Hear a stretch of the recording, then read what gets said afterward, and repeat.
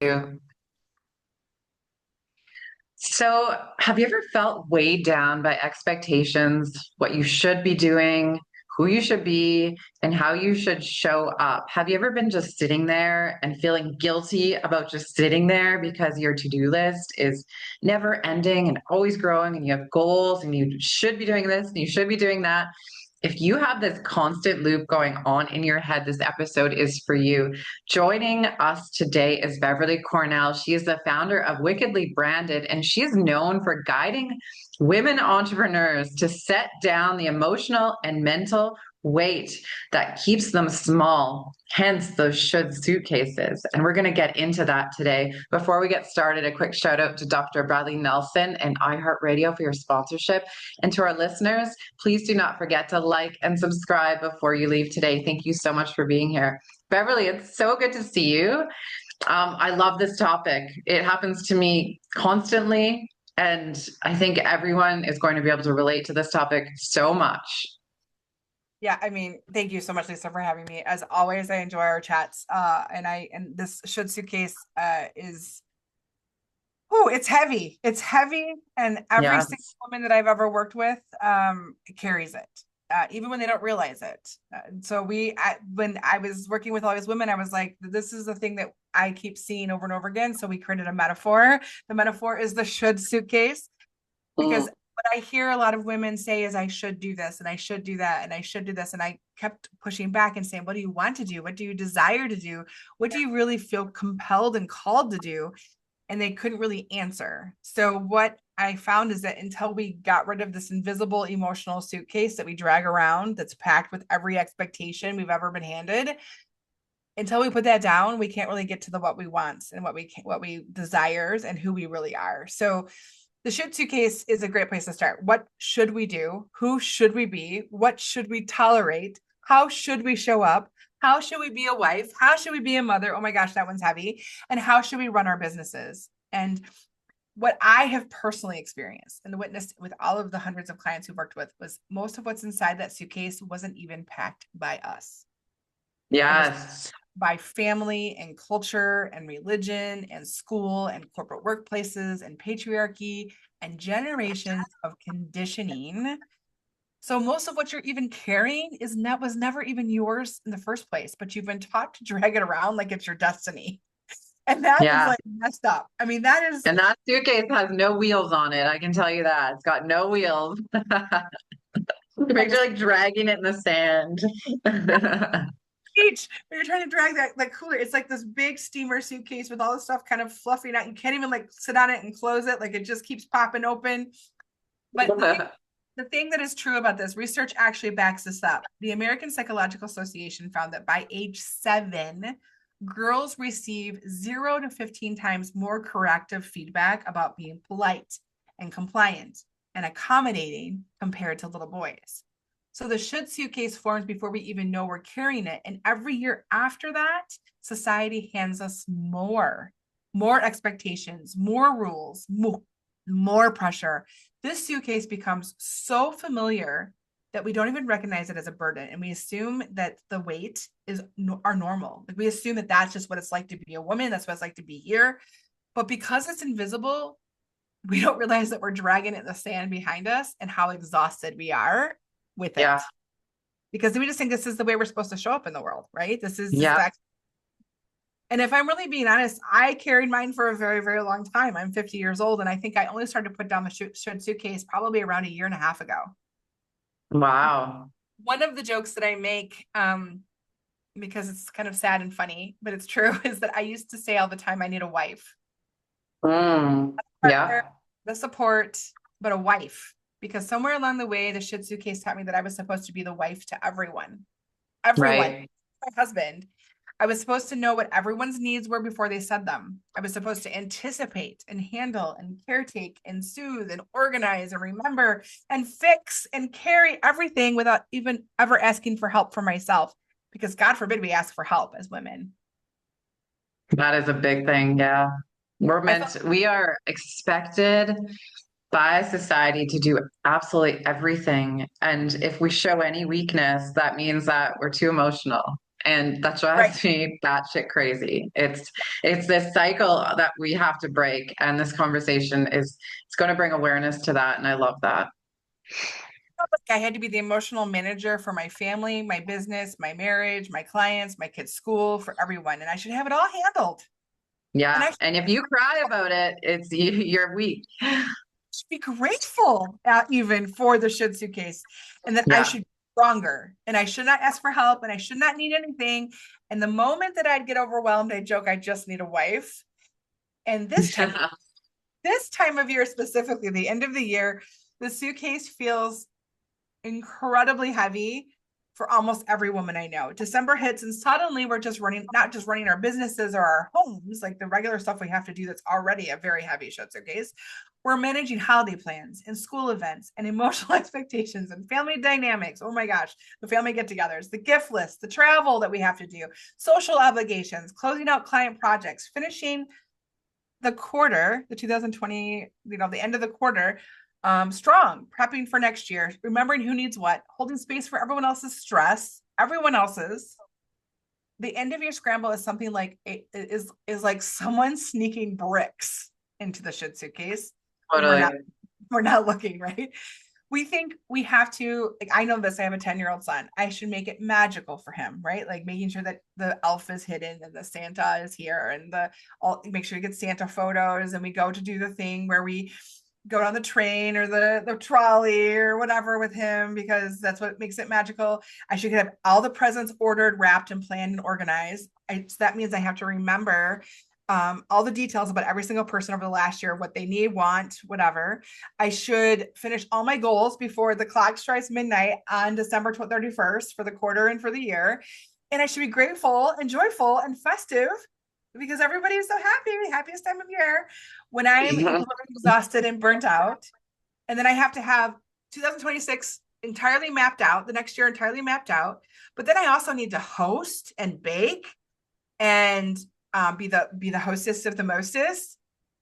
The should suitcase this time of year doesn't just get heavy; it literally overflows. And I know Yeah. from And like you even just saying that's making me feel exhausted right now. like I have attack right now. I'm like getting anxious about it. If you're listening to this and you're thinking the same thing, like, oh my gosh, this is me and I'm starting to stress out. I want you to hear this with so much compassion. Like, really, you are overwhelmed because you are carrying more than any human was ever meant to carry, emotionally, mentally, and energetically. Hmm. And none of this makes you weak. It makes you aware of the weight, aware of this pattern that happens, aware of that suitcase that you've been dragging around and not even belonging to you at all. And what I needed was for someone else to carry the suitcase. What I wanted was like, can someone else do this? But for me, what I really understood was I didn't have to carry it alone, but I didn't really have to carry it at all. Like I had to make that like shift in my brain. And it's only when I finally recognized how heavy that suitcase was and how much it wasn't even mine that everything in my life and my business started to shift. Mm. If you're listening right now, I want you to place the hand on your chest, take that deep breath, like I just said, like it's okay. Just ask yourself this question. What is one should that has been weighing on me just this week?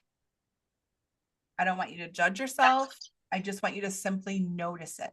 The first step is really just noticing the shoulds that you carry and that are pulling you down and are exhausting you. And maybe it wasn't even something you had to carry in the first place.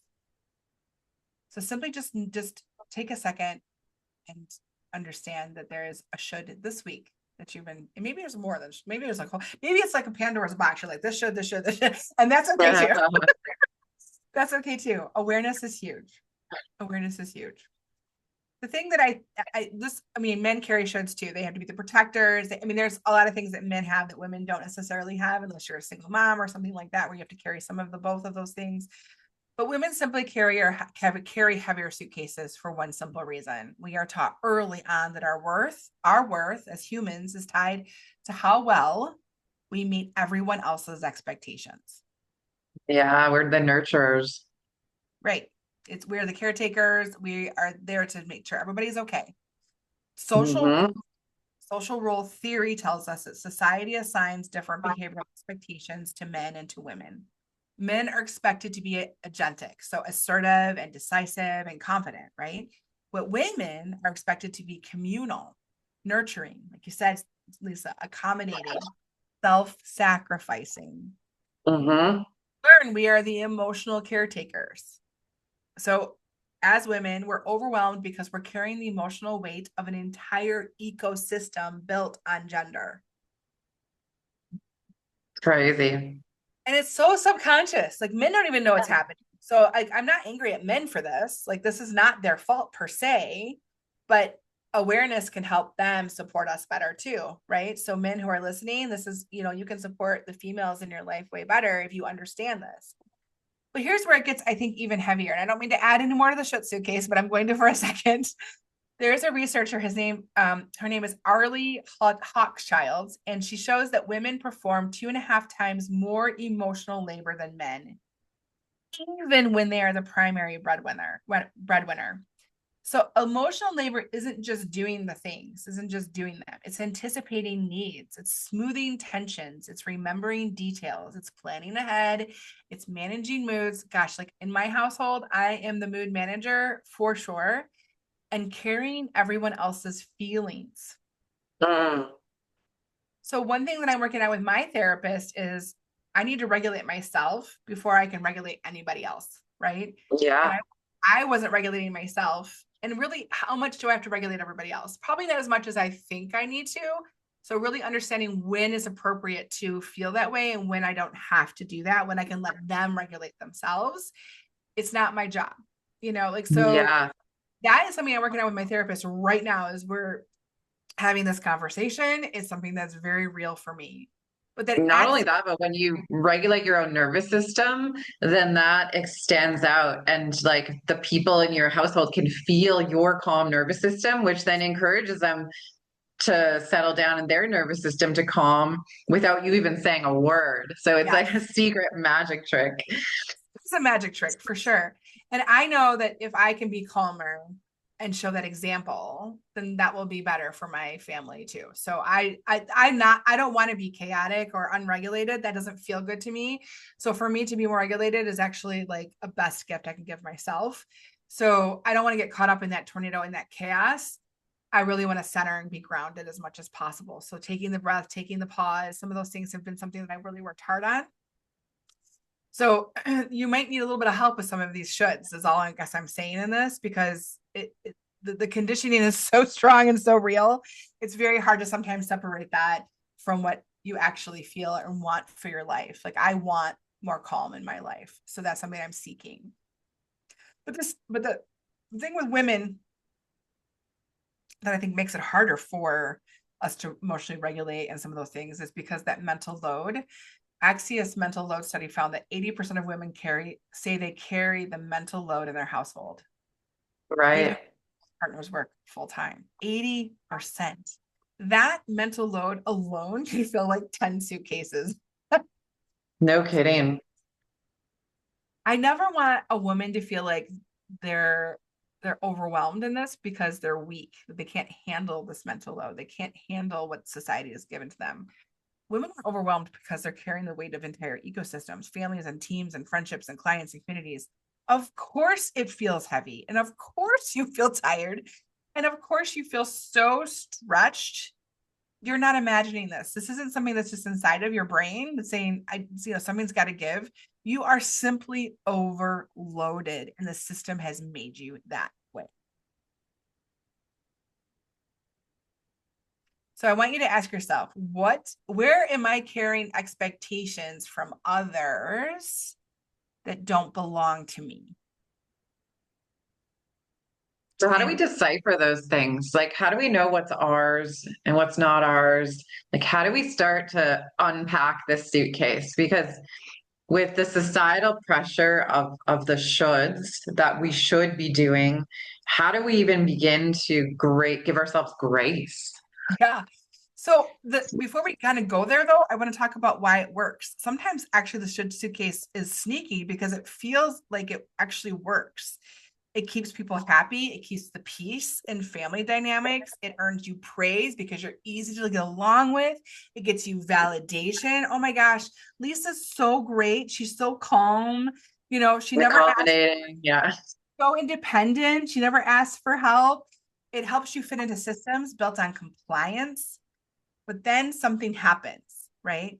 You start a business, you become a wife, you become a mother, you enter some kind of leadership role at work, you become responsible for a vision or some creativity or a voice or some boundary that you have to be there for.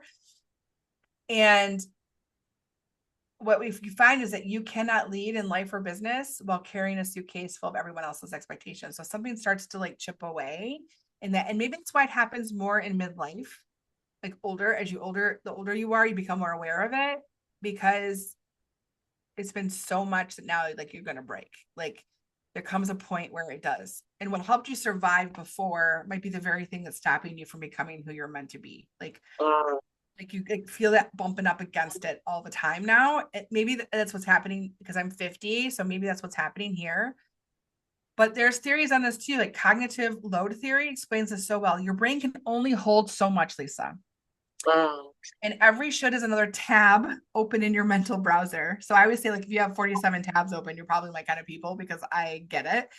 But eventually you hit this breaking point. This is just what's happened in society. Maybe it's because women in perimenopause get rid of all those nurture hormones so they don't do it anymore. Like, I don't know. There's probably more theories and science behind it. But you just simply can't handle it anymore. But you can even say to yourself, like, my suitcase helped me survive, but now it's keeping me from what? What is it helping? What is it keeping you from? So it's helped you become successful to a certain degree. But now what is it keeping you from? And once you become aware of some of that, then I think getting rid of how do you set it down becomes a little bit more compelling, maybe, because you're thinking like, this is preventing me from like actually growing as a human or becoming something that I really could be. So setting it down, it does not mean you become a new person, but it's about what I believe, reclaiming the one you've always been. So the first step is awareness, just like with the flying monkeys of distraction. You have to name it, right? You have to start noticing your shoulds. Every I should is a door into something deeper and maybe a place for you to journal, maybe a place for you to contemplate, meditate on. But whenever you hear yourself or feel yourself saying, oh, I should do this thing, and there's like this like loop that happens in your brain that says, I should 3 a.m. I should be, oh, I should have done that thing, whatever it is, make a note, write it down, and explore it. Is it should that was given to us, or is it something that I feel I want to keep in my life? And then ask yourself the question, whose voice is this? Is it my voice, or is it patriarchy's voice? Is it society's voice? Is it my religion's voice? I'm not saying to go against a religion or to go against the whole society system, but where is the voice coming? Where is the pressure coming from? Schema theory specifically says that there's like mental scripts that we loop in our brain. We learn them really early. It's your mother's voice. It's your teacher's voice. It's your church's voice. It's your ex's voice. It's something that happened with your ex, maybe. It's society. It's Instagram. There's all kinds of things that are telling you that you should show up a certain way in this world. So whose voice is it? So awareness of the should, then whose voice is it? Where is it coming from? And then sort yours versus inherited, because we inherit these voices. If a should aligns with your values, then it's yours and it's okay. But if it's not, then it's noise and it's clutter and it needs to go. So then you can start to like, I feel like we kind of hoard the shoulds and we need to like sort it and go through it and put it in bucket. Okay? Like mine, like trash, it needs to go out to the trash and it needs to stay, or I need to donate that to somebody else. I don't know. Like, Yeah. right? Or give it back. Yeah. Give it back to who it really is and say, thank you. Use this for the greatest good, but I cannot carry this anymore. Absolutely. And then the last step is to replace should with want, need, or value. So want is desire, need is a boundary, and value is alignment. So when you replace should with want, need, or need, everything really shifts. So I remember one of my clients, she said, I should be more available to my customers. And I was like, should you? Like, I actually like push back. I do this all the time with my clients. And she's like, oh, wait, maybe the way I'm thinking about this is different. So we changed it to I want to be fully present when I am available, which means I need boundaries. So 9 to 5, I want to be fully present for my clients. But it's not I should, right? I want to be fully present, but it also means that after 5, I need boundaries so that I can do this other thing. So alignment, when you really understand who you are, replaces obligation. This like deep sense of obligation, which creates shame and guilt and all the things that we as women are notorious for carrying. Brene Brown talks all about some of that stuff. It's crazy how much shame and guilt we have around the things that we should do in society. Beverly, do you have an example from your own personal life when you were, going through that time of burnout that you've talked about on previous episodes? Like, what were some of the shoulds that were going through your mind, and how did you set them down and sort them and give them back? Do you have a personal experience you can share? Sure. So for a long, long time, I said yes to every client because I felt like if I said no, that I would lose the client. Lose the That's a money. common one. I would lose the opportunity for revenue. And that revenue was what success should look like, right? Oh, And what there's I the should. found was that every time I said yes, I was dimming my magic slowly but surely because I was doing things that weren't in alignment to who I was and my Right. magic. I know that I'm really good at, Lisa. Like I know what I'm really good at. And so when I created boundaries around the services that we offer, if we do these things really, really well, like we can help you awaken your brand magic, we can bring it to life, we can help amplify your brand in really cool ways. But I'm not going to be here to help you with your Google ads because that's not what I do. And I used to do Right. all that because I thought we should do it because we're a marketing agency and that's what they do. That's what everybody else does. My competitor does. And so I would do that. I would like spend hours learning something to not just to be average at it, to be honest.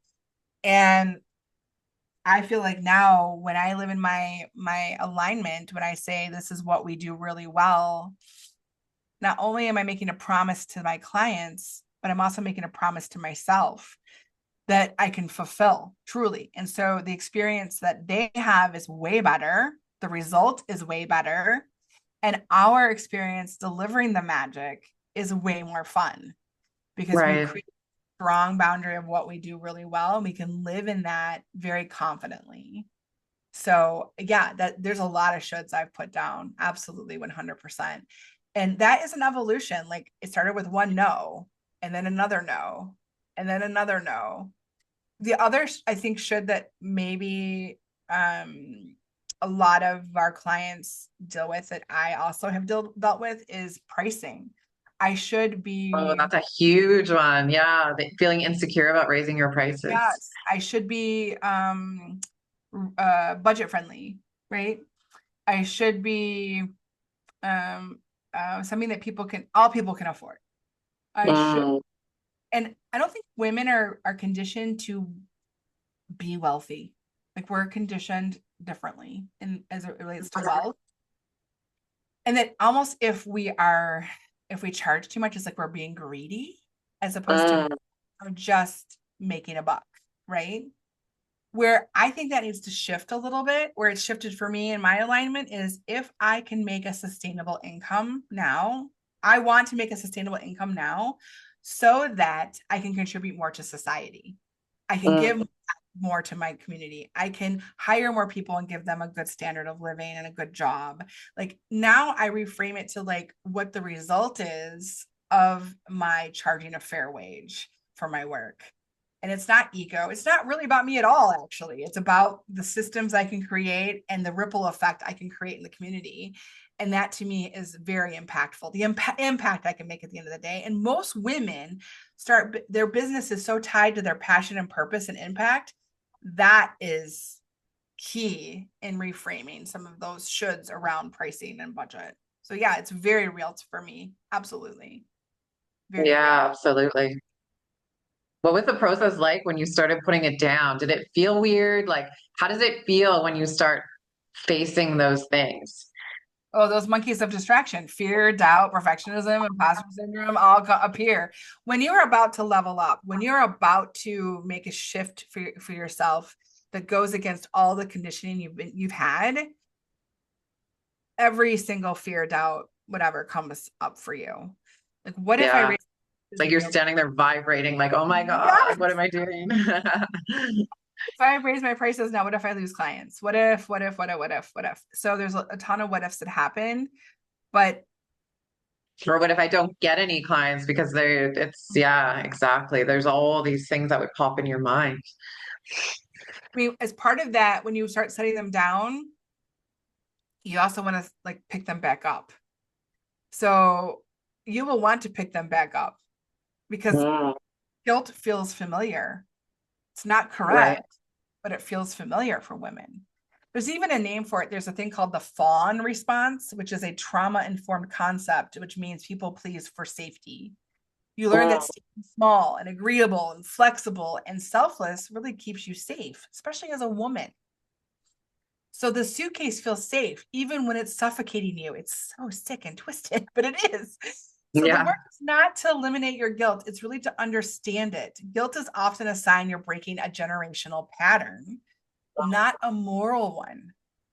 So when guilt comes up or when you feel like nervous around the should setting down, I think how I kind of handle it is this guilt because I'm doing something wrong, like morally wrong against fundamental ethical beliefs that I have as a person, or is it because I'm doing something new, different?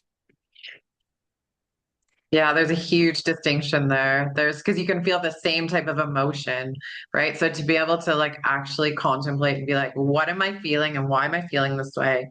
Yep. And what are the pressures that are telling me this? And then compare it to the other side and then actually figure out what you're thinking and why you're feeling that way. Because Mm-hmm. fear and guilt are the same type of feeling in the body for sure. Yes. And when that, I literally like touch my chest, like we're talking and I'm touching my chest because it feels heavy, like in your heart, like it Yeah. feels heavy in your soul. It's such a different feeling than like other business decisions that you might make. It's so intrinsic into your physicality and your emotional and your energy that it's so incredibly powerful. This thinking can just change the way your body feels, the way your mind feels. You'll feel lighter. Like it, I call it the shit suitcase and why it's heavy because it literally weighs down your magic. And so it can transform so much about who you are and how you kind of approach the world. I'm not done sifting through my shoulds, Lisa. Like I have a ton of sifting still to do. But it is a process and I just want it to be better and lighter every day if I can. And I also use chat. Chat is so great. Chat GPT. I'll put in like I'm feeling this thing around the should. How can I reframe it? And it really does help me reframe some of my thoughts so that it's healthier for myself. Yeah, absolutely. Did you, when you started sifting through your own personal should suitcase, what kind of changes did you start seeing happening in your life? Well, I don't wake up at 3 a.m. panicked anymore. Mm, It's okay for me not to turn that on until 9 o'clock. right. Like I might write it down just so I don't forget, but I let it not simmer. I also almost was like OCD about it. Like it just was on a loop in my head until I could like I'd have to get up and like take care of it because I couldn't just let it sit until 9 a.m. I'm much more guarded about my boundaries of my time. I'm also really intentional about my schedule so that I can optimize my greatest good at whatever time it is. So if I'm really creative in the morning, I need to give myself space in the morning to do the creativity thing. And then I can do the more operational stuff in the afternoon. So I like listen to my body more about when I'm like, women work in cycles and seasons far more than men do. Even our hormones is in a cycle, right? Yeah, And so every month we like go through a shedding. It's like we're really, really powerful, and then we have to deal with all the stuff that comes up and it repeats every single month. It's absolutely insane. you know you're probably not going to be your best self. So don't save that for the hardest stuff you have to do. Like do that on the days when you know you're going to be like killing it, right?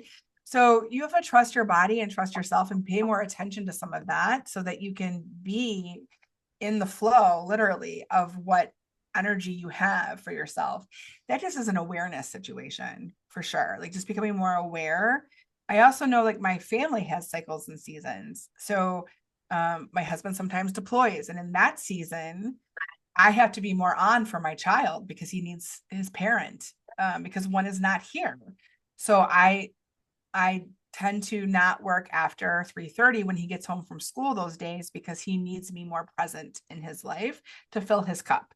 So I also kind of adjust based on the people in my life and their seasons to honor them and what I need to do as that role as well. That's not out of some moral obligation for him, but it is out of a deep love of spending time with my child and what he needs. That's something I want to do. I desire to do for him. So you can adjust in that as well. But it affects your personal life tremendously. It affects, I used to say yes to every single like, oh, I need help at church or whatever. Now I'm like, no, I'm too busy. Mm, Because if I'm gonna commit, I want to fully commit. I can't just half do it because then I'll have the shame and the guilt and all the things around it and panic because I didn't have enough time in my schedule for it. And what I've created in my schedule now is space. And I don't want to give up the space because the space is what rejuvenates for every other part of my life. So the space is almost sacred now. It's breath in the things that I've done. And if I don't have breath, then I get the panic and then I get the stress and the overwhelm and all of that. So intentionally building breath into my day, like I have times that are like sacred on my calendar that you can't put anything in. It's very rare that I do. Occasionally I will just because of some situation, but it's my choice. I want to do it, and not that I should do it. So again, let that reframe of like everything's far more intentional now. And it's me mm, choosing. I did a list one time, and maybe this would help others, is my drivers and my drainers, the things that excite me, that I want to do, that I can't wait to do.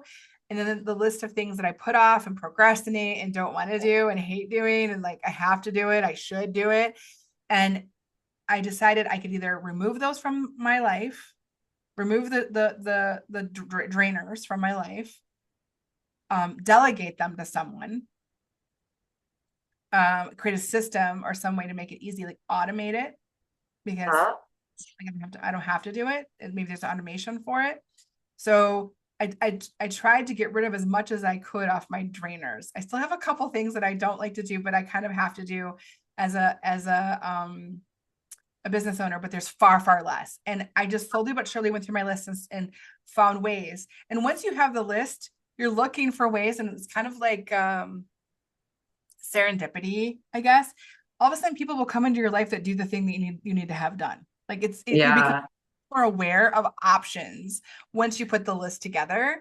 And even like if you're looking for some kind of automation, like all of a sudden maybe something will land in your newsletter, a newsletter will land in your inbox, and you're like, oh, I've been looking for that. That's the tool I need, whatever that may be. But you don't have the awareness or the serendipity if you don't make the list. And then the things that drive me is where I got real intentional with my schedule. Okay, I want to make sure there's time for that and time for that and time for that. And so I started making sure that on my calendar, those times were blocked out for the drivers so that I could refuel and live in my magic as much as possible. So you can be really intentional with that. Branding and marketing specifically, because that's what we do. The should suitcase probably shows up the loudest, I feel like, in business. Like it's it's the shoulds create like this branding fog, I call it. Like it dims their brands because they were told to pretty much dim themselves. They choose colors Yeah. that are really safe, like corporate colors. They choose messaging that feels very pleasing, but it's actually like really flat. Like it's It has no life because it feels very generic. They choose visuals that feel professional. By whose standards? I have no idea who created that standard of professional. Like, where does that even come from? They use a tone that they feel is quote unquote appropriate. What is appropriate? Like, one of my coaches, her whole thing is she builds badass brands. That's not professional or appropriate, but it's actually really cool and it's totally Pia. Like, that is exactly what she does. So what's appropriate or professional for you might not be what's appropriate or professional for someone else. And why are you living with somebody else's expectations? Do what you feel is you, and the people who want that are going to gravitate to you. But what I know for sure is safe, pleasing, professional, and appropriate is a brand that cannot sustain. It's far too noisy out there. You get lost in the crowd. You will blend in. You will get lost, and your message will never hit. It will never happen. And the shoulds themselves, they create marketing burnout legitimately. Like, you should be in every platform and you should post daily and you need to go viral and you need to act a certain way, be authentic, but play small, but also be confident. And like, it's just impossible. Be humble, but be visible. There's like a no-win formula in there for women, and probably men too, but for women specifically, because that's the journey I understand is as a woman. So why this is the reason why I built the brand magic path, the actual process that we use for Wickedly Branded, because most women they skip sections of the journey because they want to show up like everybody else is telling them to. So they skip clarity and go straight to doing because they see somebody else doing, a competitor doing, they saw something on Instagram, oh, I should try that. So they go straight to the doing, and you cannot, and I know that you cannot market from a place of should. Not well, anyway. You can, but it's going to be noisy and not great. But you can market really powerfully from alignment. And that's when I think you truly are authentic. And that's when it truly cuts through the noise and you become something that people are compelled, and like, it's like magic. They cannot, it resonates so strongly, you become magnetic because they can't help but go, oh my gosh, she gets it, or she's that, or she's done that thing, or whatever. So should makes you, I believe, kind of invisible. You're just kind of following what everybody else is doing and hoping and praying that something good is going to come from it one day. And maybe a couple things do, but it's Yeah. not going to be consistent. No. And maybe there's And then one. you're going to attract every type of person instead of like your niche, right? Like, sure, you should be posting 3 or 4 times on social media every day. They say to stay in the algorithm, to get like the algorithm moving. But why do you want 1 million followers that are all over the place, that have nothing to do with what you're trying to sell or what you're trying to promote or who you are? It's like you're just going to attract this big crowd of people. It's like, imagine going to the supermarket. That's going to be your followers, like people from every walk of life, right? Yes. Yes. And they waste your time. Yes. Which only adds to your burnout and overwhelm. Yeah. But if you have 100 perfectly aligned clients, you can have a very, very sustainable business. Mm-hmm. And I've kind of gone away from niching. This is kind of controversial. It's my, I guess, hot take or whatever. I don't really believe in niching. I believe in narrative connection. So your story, your experience is going to connect and resonate with the right person who needs to be your client. So there's a little bit of that we probably should further explore at some point in an episode, but it is something that I think is a little bit unique in that. But you will draw the people to you energetically that need you to be the one that guides them through whatever the transformation you've had. They need you specifically. You speak their language. Lisa, you can say something to someone and then I could say something to someone. It's the exact same concept, but just the way I say it, or just the story that I share, or just whatever could connect with somebody entirely different than who would. And that's what makes it so freaking magical, is that when you create from alignment, you sound just like you. And that is magic. That is magnetic. That is what brings the people. That's what brings the milkshake, the boys in the yard, the milkshake to the yard, is when you are actually doing the thing that is completely and utterly you, unabashedly you.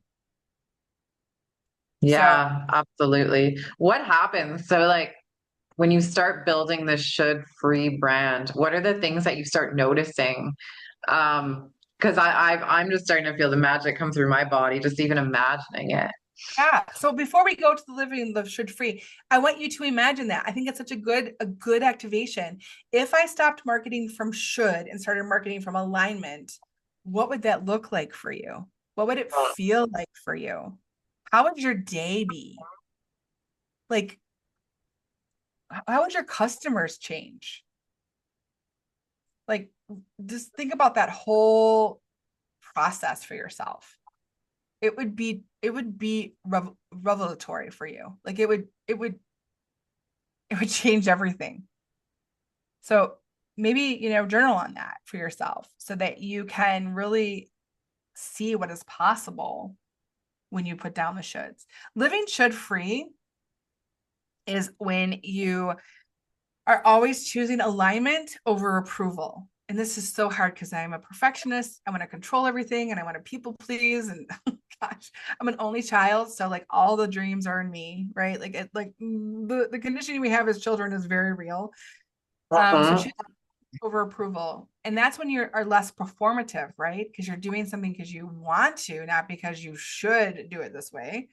Choosing boundaries over burnout, choosing my space to breathe versus some obligation that I think the church, I should do for the church, right? Choosing intentional clarity, creating clarity for yourself, not just finding clarity, but creating intentional clarity over chaos.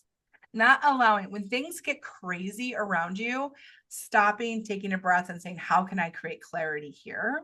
Instead of just reacting to the chaos. Choosing identity over expectation. So this is a little more challenging because as you learn to identify who you are, you're going to have, it's going to butt up against expectations or previous expectations people have had of you. So my husband has been a little challenged because I don't put up with stuff I used to, because now Yeah. it's a boundary. And like for example, I will never normalize anger. Like that is something Mm. that never normalize anger. Anger is a good emotion to have, but it's not something that should be normal, right? And in my husband's career, he's, think of drill sergeants. Like they bark orders and they're like a little intense all the time. And Yeah, it's so like that's all they do is yell at each other. it's normalized in their work. Like it's Yeah. like hyped up and notched up a lot. And it's hard for him to turn it off when he comes home. I can understand that, but I will not normalize that in our home. And I'm fully okay with saying, hey, I'm not your soldier. Like, can you take it down a notch? So he's now understanding my boundary. That's not okay. And it's not like my husband's a jerk or like he's not like that guy, but because of his career and what he does and how they function as an army and kind of what they have to do to be protected and survive, he's been conditioned by his work to be a certain way, right? So we are having to navigate some of those as well. So identity over expectation, past expectations is something you have to navigate and challenge and kind of come to with the people that you love so that everybody's kind of at peace with that. Because as you evolve, other people are going to see it and it may not always be something that they're okay with. that requires them to also navigate the should suitcase as well. But here's what I think is the most beautiful part of all of this is when you live should free, you become permission for everyone around you, specifically, I think women, your daughters, your clients, your friends, your team, your community. Clarity is contagious, and so is freedom. And when you have more freedom, people notice and they want it. So it's contagious. Should free living is contagious. Once you start to do it, others want the same thing. They want to know how you did it. They want to know what the tips and tricks are. So they want to know if I lived completely should free, what would it look like? What would it look like? And once you're aware of that, you can start to make steps and changes to make it that way. It's a Oh, it's a choice. It's an intentional choice of living more free and I mean having more freedom and calm in your life for sure. Less I think mental noise. everybody wants that. I think that's the number one thing people are striving for is that peace and calm. Yeah. Yeah, it's totally true. Peace and calm. So I think it's just it's a process and it never stops. And if I can teach even my son, who's 10 now to live less shoulds in their life and to live more authentically to who they are, as long as they are respectful of others. Like I don't want them to be like a raging whatever, like I want this. Like I don't want them to be like that, but to stand up for who they are, to stand up for what they believe in, to live more like that foundation is stronger. That's beautiful. That's a great gift I can give. And that's generational that can continue on beyond me. That it's ironic. I am this female founder and want to help women and all those things. And I have all boys in my life, which is even funnier. But if men can understand what women carry too, they can be more supportive and maybe pick up some of those shoulds that we have carried for so long as well. That is appropriate for them. So I just feel like there's so many benefits to living should free, but it is a process and it doesn't happen. It's like one should at a time. And the shoulds may, they're kind of like sirens. They may call you back, but if you practice putting them down, you will eventually never pick it back up again. It's just like the gym. You have to work that muscle. You have to give it some energy. You have to give it some intention. And you can live a should free life. I don't think I have a fully should free life now. I feel like I have a far less shoulds in my life. Your But suitcase is like a carry-on size yeah, now. it's like a backpack right now, or like maybe it's a fanny pack. I don't know. Nice. Yeah.